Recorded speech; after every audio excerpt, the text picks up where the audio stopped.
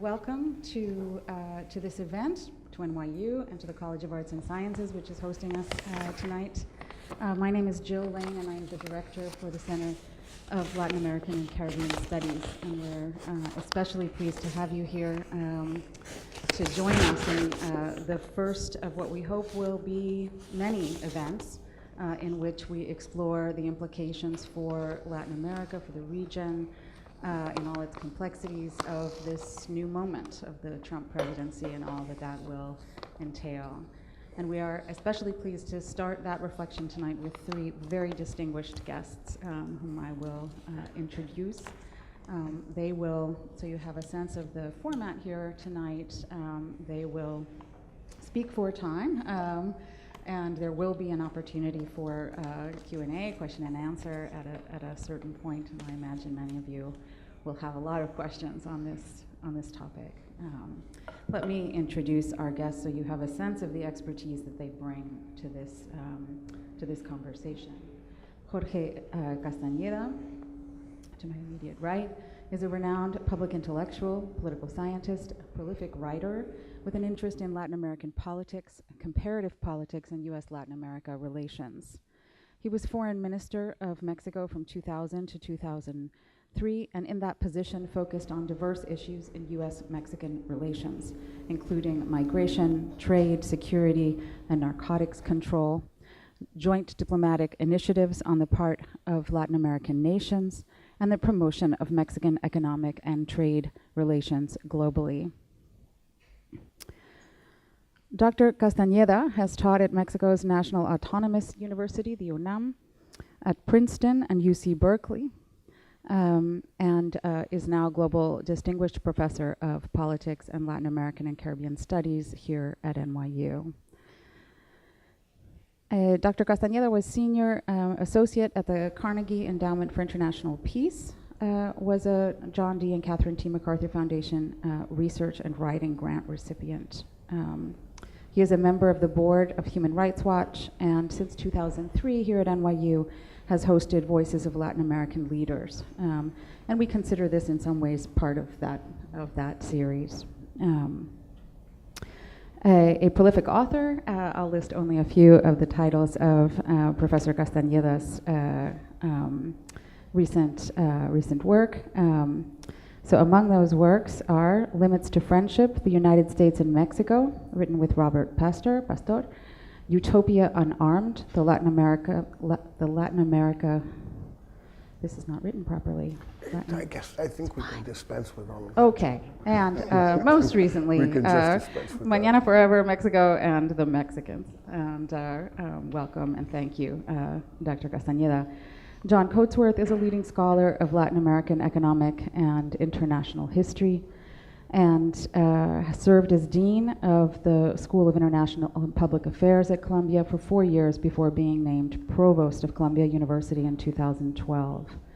He previously served as the Monroe Gutman Professor of Latin American Affairs at Harvard University, where he was the founding director of Harvard's David Rockefeller Center for Latin American Studies and chair of the Harvard University Committee on Human Rights Studies.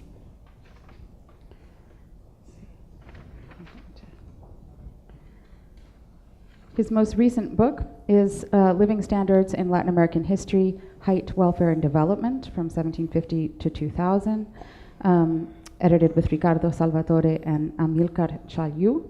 And Professor Coatsworth similarly has a long bibliography of books, which you will trust me that it is there. Arturo Valenzuela is Senior Advisor for Latin America based in Washington, D.C. Dr. Valenzuela is a highly regarded diplomat, scholar, and international business consultant. He provides strategic advice, risk assessment, and consulting services to U.S. and international clients with investments and operations in Latin America, and Latin American clients interested in expanding their operations overseas. Prior to, Dr. Valenzuela was Assistant Secretary for Western Hemisphere Affairs in the U.S. Department of State in the first Obama administration, and in that position he was responsible for the formulation, execution, and management of U.S. policy toward the countries of the Americas. During President Clinton's second term, he served as the White House Special Assistant to the President and Senior Director for Inter-American Affairs at the National Security Council.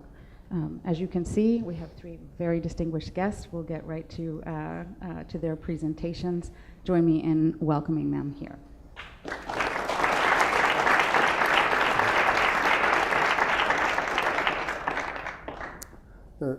Thank you, Jill. So I'll start off strictly alphabetical order. The idea we have is to perhaps each one of us speak 6 or 7 minutes, then perhaps comment or discuss or disagree with what each one of us says for another 15 or 20 minutes, and then open it up to questions from you on the issues we will have discussed, or any issue you'd like to bring up. My take so far on the implications of Trump's victory for Mexico and Latin America are very, very, very pessimistic. I think certainly for Mexico this is an unmitigated disaster. I think it will be very harmful to the country, very damaging to the country, because I am convinced that while he will not do everything he promised to do during the campaign, he will have to do some of the things he promised to do during the campaign.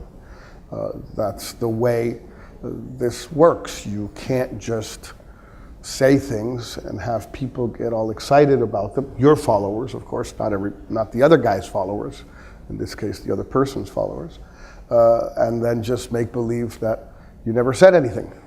You have to end up doing some of the things that you promised to do, because you have electorates who are expecting that of you. As I say, they might not expect you to do everything right away, but they do expect you to do some things relatively soon. So on the main issues for Mexico, Central America, and the Caribbean, I think the situation in South America is perhaps different. On the 3 or 4 main issues, I think that Trump will do some of the things he promised, and that they will be very damaging, very harmful to these countries. On trade, I do believe that he will try to either renegotiate or depart from NAFTA, which has never been as great as it was set up to be, but given now that it's been the framework for US-Mexican trade and investment for 22 years, reopening it, renegotiating it, having a period, an interval during which the rules will not be clear, I think could be very harmful for Mexico, particularly as regards investment. This could also, by the way, be true, though less so, for the so-called CAFTA-DR agreement with Central America and the Dominican Republic on trade. And I think that the Mexican government, as well as the Central American governments and Dominican Republic, should say no renegotiation, no reopening. And I am not a great defender of NAFTA. I wasn't then, and I'm still not now. But this is what we have. So I think the position should be no. If you want to leave, leave. If you want to renegotiate, you want to negotiate side agreements on issues that are important to you and that do not contradict the agreement, that's fine. And that's a little bit what Arturo and others did in 1993 when Clinton was elected, and they negotiated side agreements. On mass deportations, I also think that some of what he has threatened to do, he will do. He will not deport 12 million undocumented people overnight. Granted, he could deport a lot of people over the first few months. And I think the best proof we have that he can do this is that Obama did it. Obama, as you know, deported more people than any other president in the history of the United States, even more than during Operation Wetback back in the early 50s, although granted there were fewer people in the United States. That's also true. If Obama, who ran on a pro-immigration reform platform, who wanted immigration reform, who made a serious effort to do it, deported 2.5 million undocumented people, perhaps 1.5 million Mexicans, why shouldn't Trump deport at least as many? And a bit more. He said he did. Obama said he wouldn't, and he did. This guy says he will, so he will. And I think, again, what the Mexicans and the Central Americans should do is, we're going to fight this. We're going to do everything we can to stop this from happening. We're going to do what we can to make it very difficult for him to deport people, to sort of, I would say, congest the system a little bit, what the California state legislature just approved a couple of days ago, 3 or 4 days ago. Significant amount of money to pay for lawyers, social workers, other people to help all of those potential deportees who want to go to a hearing, where the chances of winning the hearing rise dramatically if you have a lawyer. Mexico can do the same thing, and Mexico can also do a similar thing in terms of requesting that the United States prove that the people it wants to deport to Mexico are Mexicans, and that those that it wants to deport to Honduras, El Salvador, and Guatemala are citizens of those countries. And finally, on the wall, perhaps it's the most symbolic one, and it's the least important one, but it's also perhaps the one which is most unpleasant, which is most unfriendly, which is most hostile. There are already about 700 miles of wall in the 2,000-mile border. There's no particularly good reason why he can't add on another 700 or so, because that's what his predecessors did. Clinton, Bush, and Obama. All three of them built walls. The question, frankly, of who pays for it is, I think, absolutely irrelevant. I think it was a very stupid statement by the Mexican government to say, and the Mexican president, we won't pay for the wall. Who cares? That's not the issue. The issue is whether there is a wall or not a wall. And I think Mexico should be very forceful, like the president of Peru has been, and like former presidents of Chile and other places have been, saying, we are against the wall, and we will do everything we can for there to be no wall. If we win, we win, and if we lose, we lose, but at least we tried. And I think that that's what we should do in the coming months. Have serious doubts, though, as to that being what we will do. Thank you. John. Thanks, Jorge. And thanks to the Center for Latin American and Caribbean Studies for providing me for an excuse to come down to the much more interesting part of the city. It's a pleasure to be here. I should say, I guess to start, that nothing that I say should be taken as a position of Columbia University. So I'm not speaking for Columbia, but just for myself. I think I take a somewhat more cheerful approach to the topic of that we're discussing this evening. I think Donald Trump has been the most entertaining candidate and president-elect in my lifetime. Most of my colleagues don't find him entertaining at all. But I think it's just been a wonderful show from beginning to end. He has said some outrageous things. When he's called on false statements and terrible sentiments, he just sort of doubles down on them. He's just a walking bundle of interesting things. So I guess I should start by saying that there is good news, or maybe it's bad news, but I think it's good news.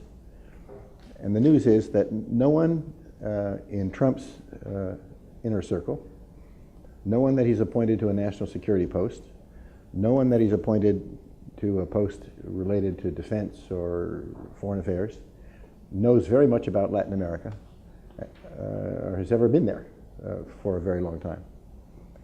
Most of the periods of good relations between Latin America and the United States have been periods during which policy has been managed by the people like Arturo Valenzuela and professionals who know the region, with as little interference from the White House as possible, and that looks like that might be the case in the coming administration. There's just absolutely nothing that can happen in Latin America, with two exceptions, that would be of interest to President Trump, or to most of the people that he's appointed.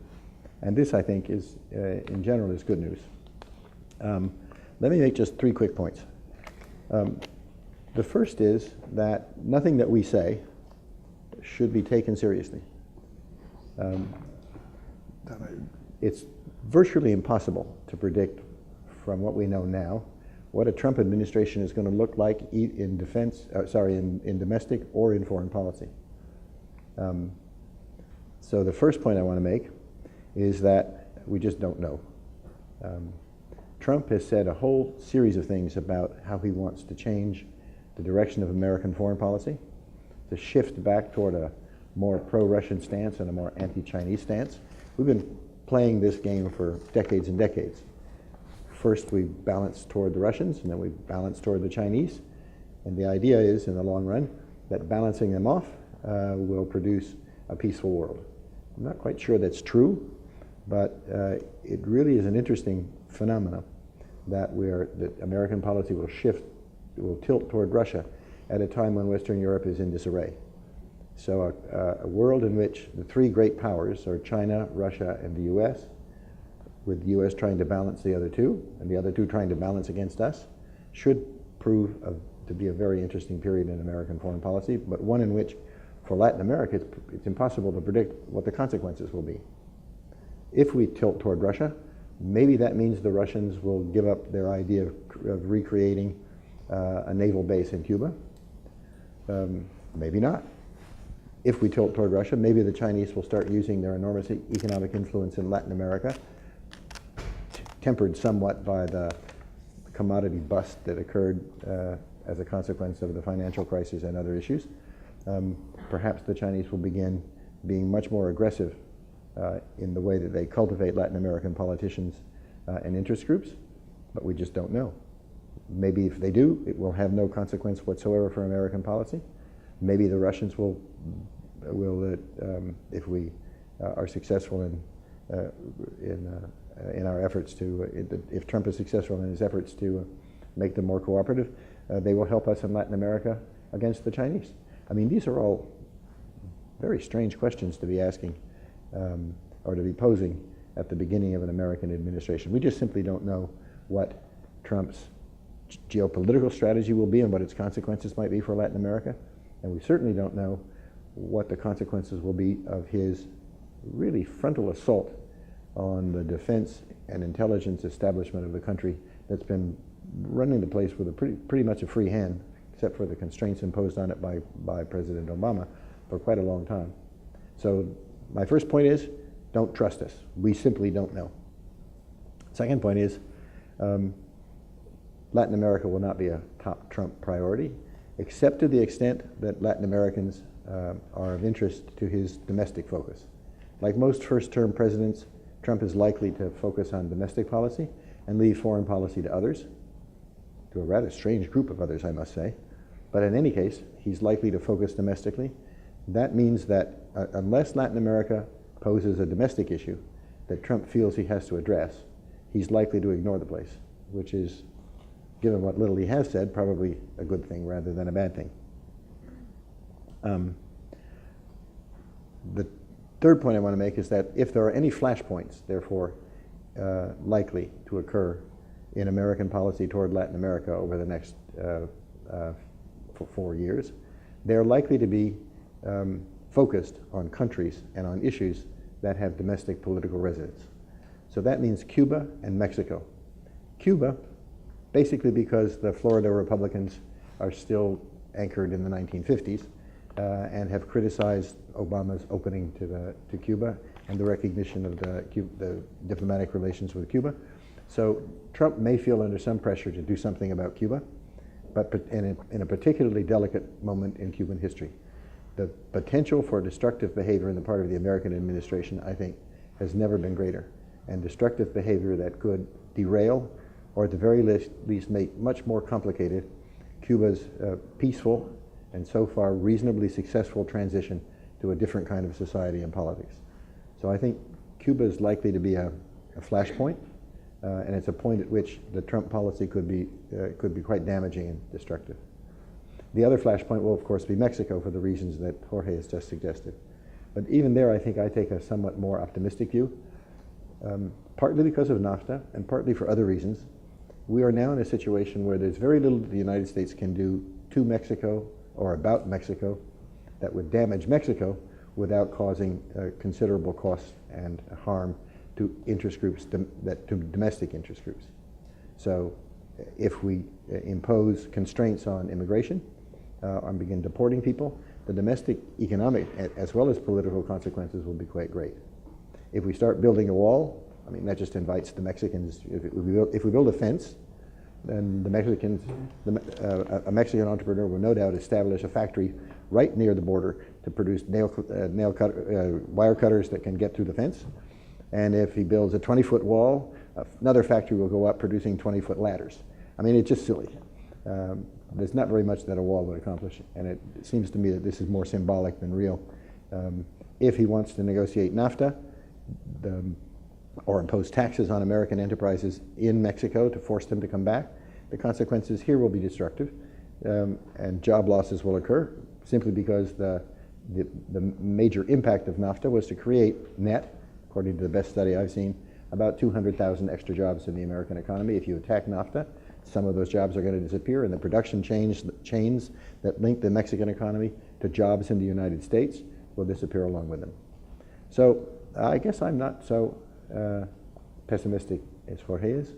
I think Mexico and Latin America in general, but Mexico in particular, has all kinds of levers that it can pull, some of which I've just mentioned, but others that could be quite damaging to the United States if there isn't some modus vivendi worked out between the new administration and the Mexican authorities. So that's my view. Arturo. Thanks very much. I'd like to make a slight statement about my biography. I'm actually an academic. I spent 17 years teaching at Duke University, moved to Georgetown University, had been at Georgetown for 25 years, and I only took 3 times out of my life. I only took 3 times out of my life to actually go into the government of the United States. I was in the State Department with the Clinton administration, and I was given, through those exquisite logics of bureaucracies, the responsibility for the one country that I didn't really know very well in Latin America. In fact, I was going to work with AID to try to come up with some ideas on how they might promote democracy programs in various places. I had no intention of going to the Department of State, but my resume wound up at the White House personnel. The Clinton administration had a very, very small bench after 12 years of Republican rule, and when my CV got over to White House personnel, and I was traveling teaching that summer, and I suddenly get a call saying, the White House wants you to go to the State Department, And I said, okay, well, fine, I'll go to the State Department. You know, with the Clinton administration, I think I can take that. And the Cold War has ended. I'm more comfortable with working with the U.S. than I might have. And so I went over and I said, well, look, you know, I do know a lot about the Southern Cone. And they said, the only vacancy that we have right now is the relationship with Mexico. And so I thought, well, why not? Let's try that. And it was maybe one of the best things that's ever happened to me, because I really was put in charge of the relationship with Mexico at the time that we were actually looking at NAFTA, trying to see whether we could come up with the side agreements. I was involved in the negotiations of the side agreements. And then it was my responsibility, actually, with colleagues in the U.S. government, to actually, I chaired the implementation of NAFTA side accords, and then later the implementation of NAFTA itself. When my term came up, you know, as a tenure professor, you're given 2 years leave of absence. When my term came up, the university said you can't stay another year, but then the peso crisis happened, and I asked for another year, and I got another year. Then in the second Clinton administration, I had no intention of going back. I was offered 4 or 5 positions, and finally they called me and said, well, how about coming over to the National Security Council at the White House? And that's when Jorge Castañeda went into the Fox government at that time. So I saw a transition in Mexico that was really kind of interesting from the White House point of view. And then finally, President Obama did ask me to become his Assistant Secretary of State for the Western Hemisphere. Again, I took 2 years leave of absence. The university said, okay, we'll make it up for you on your sabbaticals later. Anyway, that's just a disclaimer that I'm an academic, and that's why I want to put my academic hat on to start with the first comment that Jorge did, and we'll disagree, Jorge, on a bunch of stuff. And that is that, you know, Trump is going to really try to look to see how he can do what he can for his base, for the people who elected him. But let's remember one thing. This chap was elected likely by about 15% of the voting age population in the United States. Remember that 42% of the people didn't vote, 58% voted. Of the 58% who voted, more people vote for Hillary Clinton than voted for Donald Trump. No, only 2 other presidents in American history have had the same kind of popular vote deficit that Donald Trump has had. And if you then look at the 30% who voted for him, at least 15%, or maybe more, 20% of those, of that 30%, actually would have preferred another candidate. He never won in the primary, any primary, by over 50% of the vote. So he has the Republican establishment against. Now, why do I say this? This is a president that today has a voting popularity, president-elect, of 42%, when the outgoing president of the United States has a voting popularity of 57%. Now, this is the guy who's going to make America great again because this other guy didn't do it so well, but most American people disagree with that. So he starts out with a significant deficit in terms of the popularity of his own election. Why is that important? The United States is a country, because of its constitutional framework, of deep separation of powers and deep divisions of power. This is about local state authorities and so on and so forth, and a very, very strong separation of powers, which led my professor at Columbia, and I did my doctorate at Columbia, and Richard Neustadt, who was one of the great scholars of the American presidency, who then moved on to Harvard to found the Kennedy School at Harvard. And he writes still the best book, I think, on presidential power. And he says in Presidential Power, he says, poor President of the United States, he's nothing but a glorified clerk, because he has to go and receive ambassadors, see Girl Scouts at 5 o'clock in the afternoon, then catch a plane to a APEC meeting in someplace in Asia and something like that. So what really is presidential power, asks Neustadt. He says, presidential power is the power to persuade. And the power to persuade is directly proportional with the popularity of the president. So if the president does not have significant popularities, he's not going to be able to get people to sign on to his particular kind of agenda. He does not have a blank slate. Now, let me back off for a second and say, well, wait a minute. It's true that the Republicans now control not only the president, but the Senate and the Congress as well, and the House of Representatives as well, and have significant control of several of of most of the state legislatures. So there really is a possibility but there's not, you saw it in the campaign, there's not really significant consensus in the Republican Party that they want to give him a blank check. So I am not sure. Let me just end this observation by saying, Neustadt said this. He actually worked for President Truman.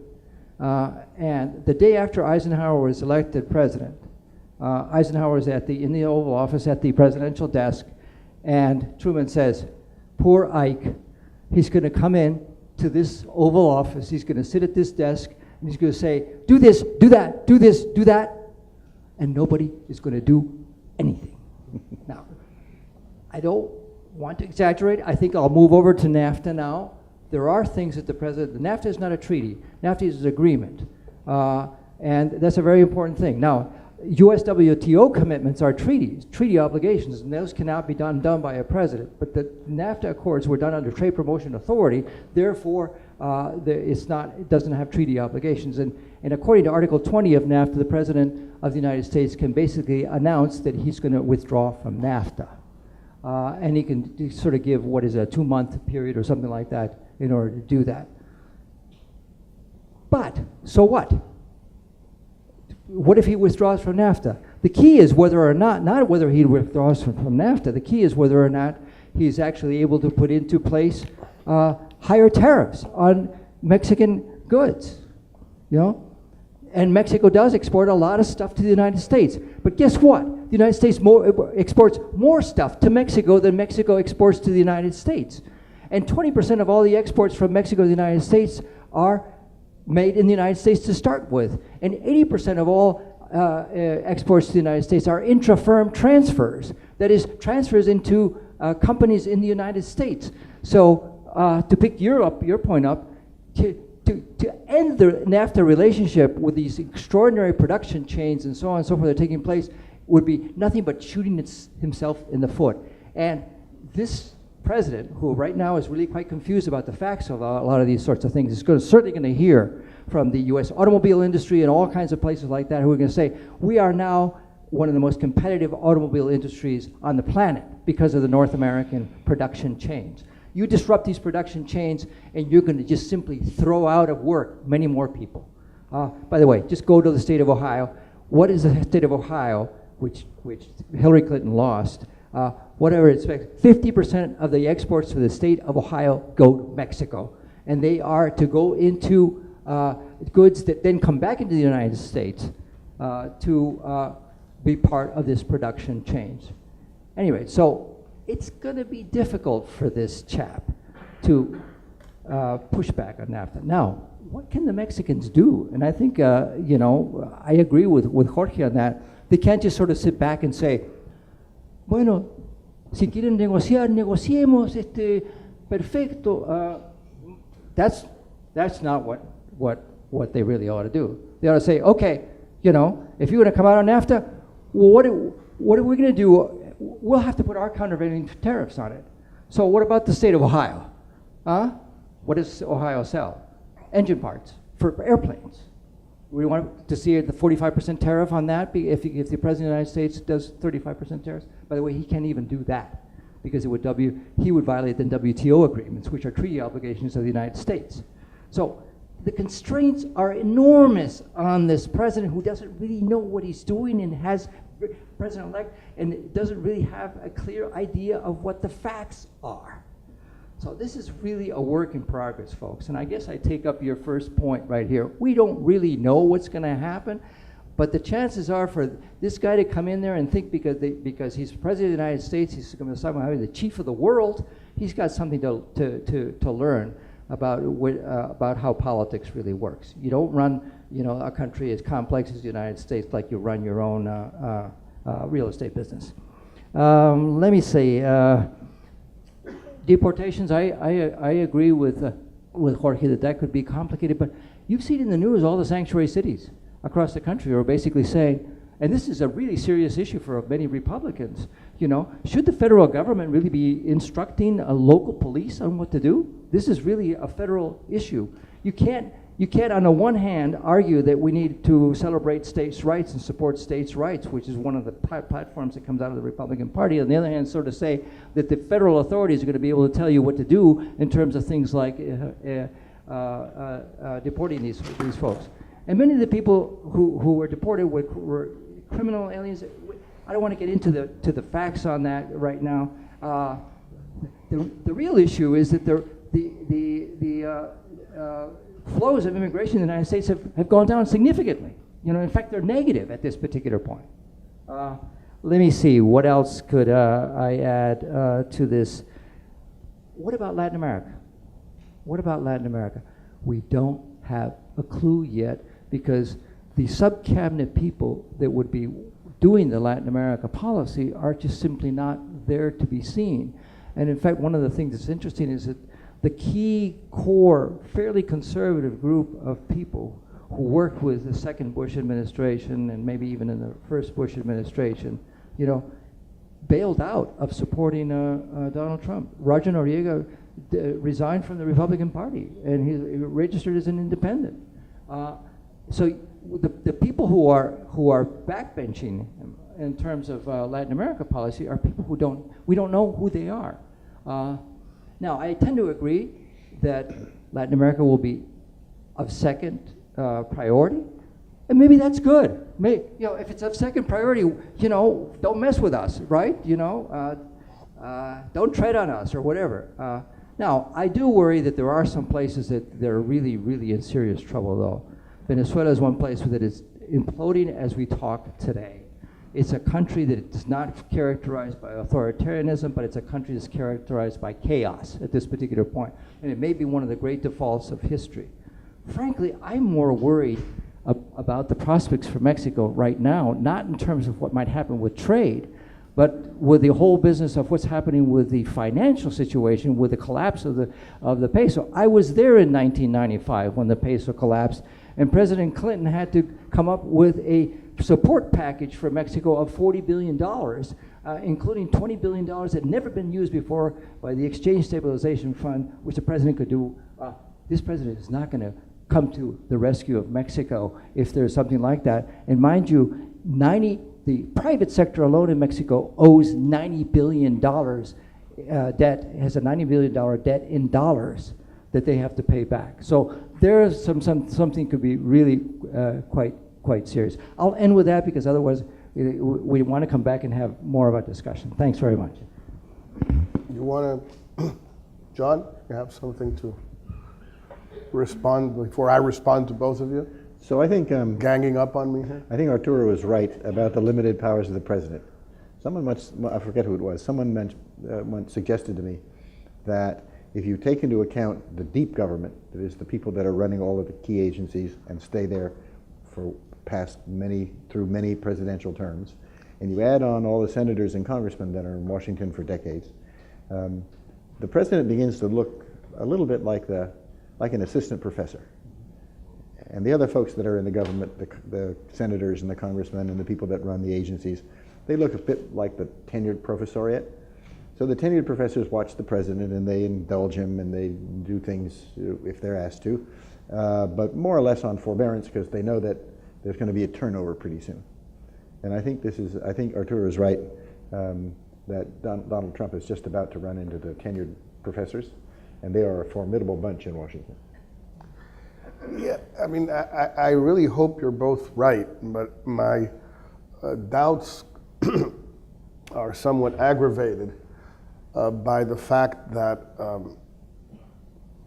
the people he has now appointed, practically the entire cabinet is now done. Yeah. I think there's still just USTR missing. Yep. But that's one of the appointments, I think, which was kind of clear from the beginning. This guy, Dan DeMico, is supposed to be more or less. He's been vetted, but he hasn't been announced. He hasn't been announced. Yeah. The people he has appointed seem to be relatively in line with most of what he said during the campaign. Mm-hmm. They're not, it's not that all of a sudden, he said he would, let's take the immigration question, be very tough on immigration, but he appoints an attorney general or a homeland security guy who are, in fact, very liberal, progressive people who, in fact, will not do those things because it's not in them. And so you could read the appointment of a very progressive attorney general or homeland security guy as that. No, the two guys are real tough cookies. They're hardballers. I mean, Kelly was head of Southcom for 3 or 4 years, and he was very, very adamant about all sorts of things, particularly drug trafficking. He was a very tough, certainly that's the recollection I have of him from having just met him once or twice. He was totally the opposite, for example, of someone like Jim Stavridis, who was his predecessor at Southcom, who was somebody like that. He's a dean of Fletcher School of International Relations. Now, Kelly probably would not be a dean of SIPA or Fletcher. The same is true for Sessions as the Department of Justice. I mean, this is the guy who's going to do a lot of drug policy and other things. The DEA is in the Justice Department. The FBI is in the Justice Department. A lot of the CBP is in Homeland Security. It's not in the Justice Department. But this is where a lot of these things are done. So I wonder. I mean, I would ask you rather. What do you think? Are his appointments in line with what he said, or are they not in line with what he said during the campaign? My sense is that they are in line. But a number of them are so peculiar and have backgrounds that are so far from experience in government that it's very hard to tell whether these cabinet secretaries, some of them, are actually being appointed because they're expected to do something, or whether they're being appointed as a kind of sop to the part of the constituency that likes their views, but the agencies are actually going to be run by other people, by the sub-cabinet in each case. It looks like it's a kind of a coalition between bankers and generals, with the odd right-winger thrown in, which doesn't make for coherent government. I think there's a significant possibility that this government 6 months from now will look like a mess. Unable to get appointments through Congress, unable to agree with Congress on a whole series of issues from fiscal policy to foreign policy. I think I think it's going to get really entertaining after January 20th. In fact, it may get entertaining even, after that, but even sooner than we may think, because you're already having some of these appointments being questioned by some significant people within the Republican Party itself. Let's remember also that, this is a guy who he's not going to be able to snap his fingers and get essentially senators and congressmen who, as you said, are more like the tenured professors who've been around for a long time. Remember that in the American system, you could, if you're in Mexico, you ask anybody, okay, who's the head of the PRI? And they'll tell you, ¿quién es el presidente del PRI, and del PRD, del PAN,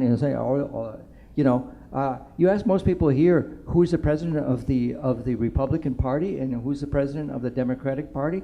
Very people, these parties at the central level are extraordinarily weak. Most of the money is raised directly by the candidates. In American politics, the senators and the congressmen are private political entrepreneurs. They're bound by a certain kind of discipline to a certain degree, but it's one that is not particularly ideologically driven at particular points. The Republican Party is going to have a really serious Tea Party problem.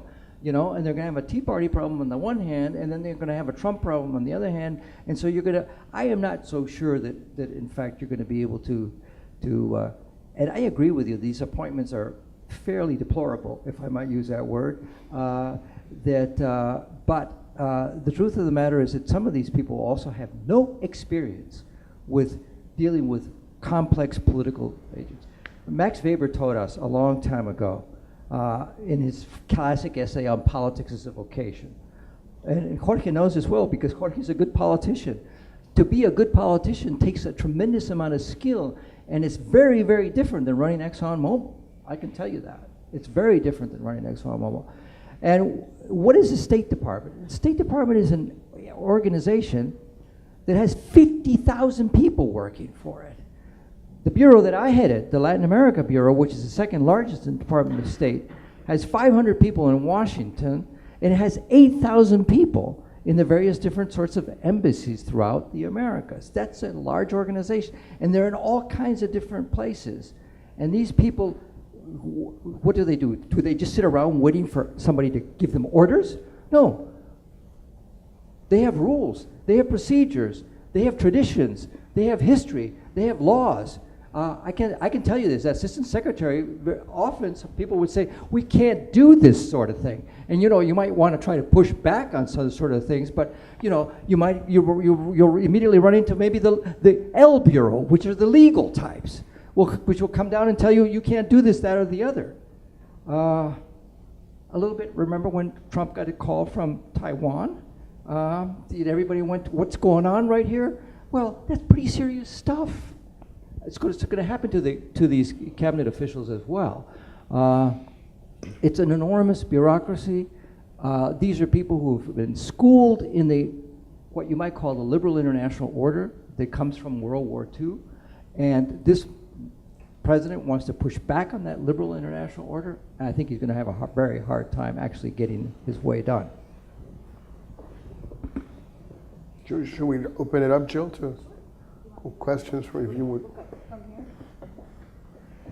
We're opening the floor. I'm here just to look around and see if there are questions from the floor. There's one in the back there. I think someone might. My name is Erica. I came a little late, so sorry.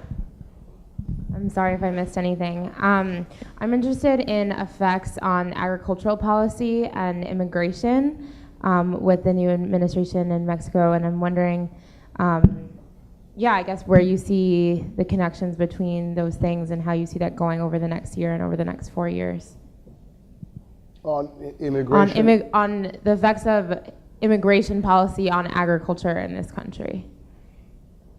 If you all know. If you don't, So I it's guess this okay. is a question about the H-1B visas and temporary worker programs that bring large numbers of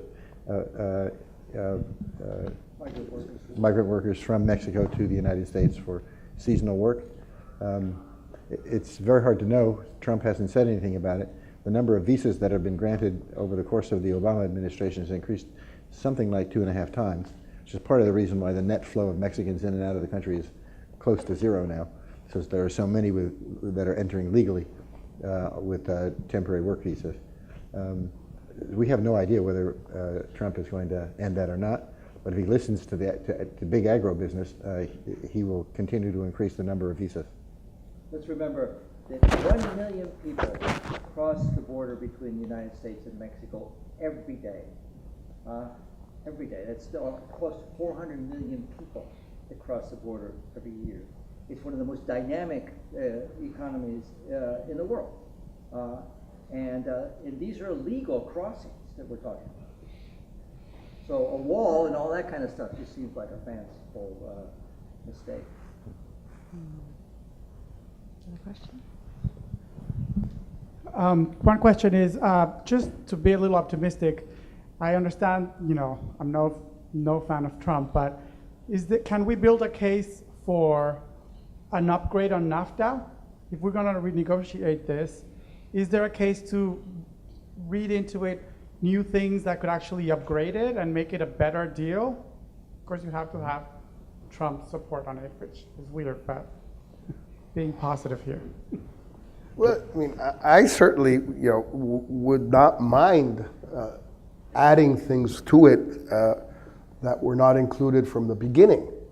Up to a point, you remember, Arturo, this is what Fox tried to do initially with Bush and with Chrétien in Canada, which was to move from NAFTA towards some sort of North American economic community, or whatever you want to call it, with a series of things that did not exist in NAFTA for all sorts of reasons, from the very obvious, like immigration and energy, to somewhat more technical things like permanent or standing dispute resolution panels as opposed to ad hoc panels, and then including other changes like compensatory financing, social funds, social cohesion funds, infrastructure funds, et cetera, et cetera.